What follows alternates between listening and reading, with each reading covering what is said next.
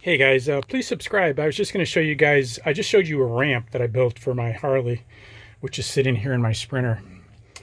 But I also wanted to show you the wheel chuck system I set up for the additional two dirt bikes. Well, one dirt bike and one enduro. And this thing worked out really well. So I figured I'd share it, maybe save you guys some thought and some trouble and some headache and some cost.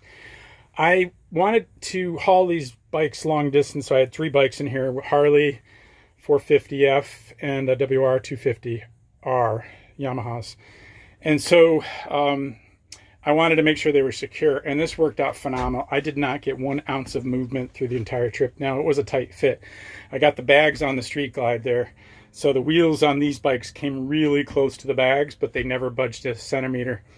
So I custom fit it for the bikes, and you can do the same. This was the 450F was on this side, so I slid it slightly further forward on this plate. Now, this was just 1/2-inch plywood that I had in the garage.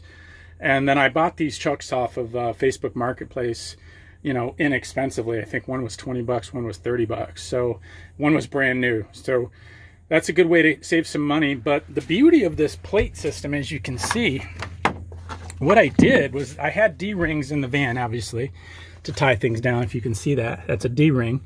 And I perfectly, I'm so proud of myself on this one. Sorry, guys.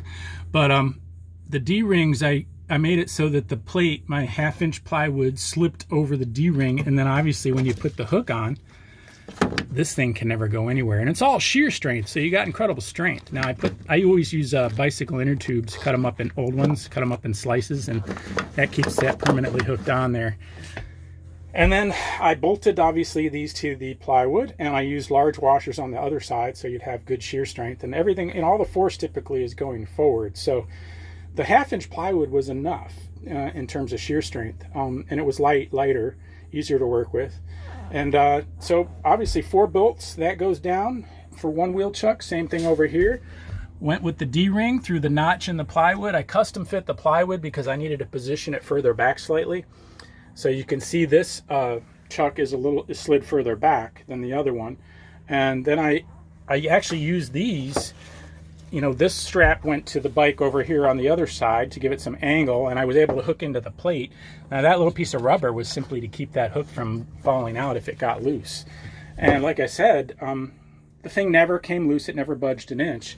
You know, it was really close to the Harley bags, or the saddle bags, so I put these heavy blankets on there in case something came loose.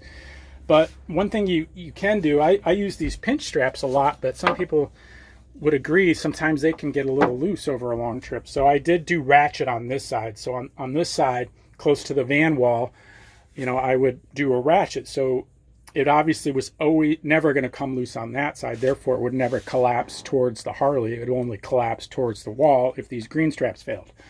And then I always put a pad on the handlebar to protect the van. And that's why I positioned it just to come in front of this beam, so the handlebar got right here, so I had a little extra space because it was a tight fit. So I hope that helps you guys. Wheel chucks mounted to 1/2-inch plywood and positioned so that they would notch over the D-rings. You could do this in a pickup truck too, as well, as you know. And you know, the strength was great. It did not move a centimeter. It was a phenomenal, and I'm talking over 3,000 miles of travel, and country roads, bumpy roads, windy roads, you name it. And I had a lot of success with it. So I thought that might help you guys. I hope it helps. Please subscribe. I appreciate it. You'll see my other video about the ramp I built for the Harley. And I forgot to mention the main reason I needed that longer ramp is ground clearance, as you know, because when you're bringing the bike up the ramp, you can bottom out if you don't have enough angle. Anyway, wheel chucks it was.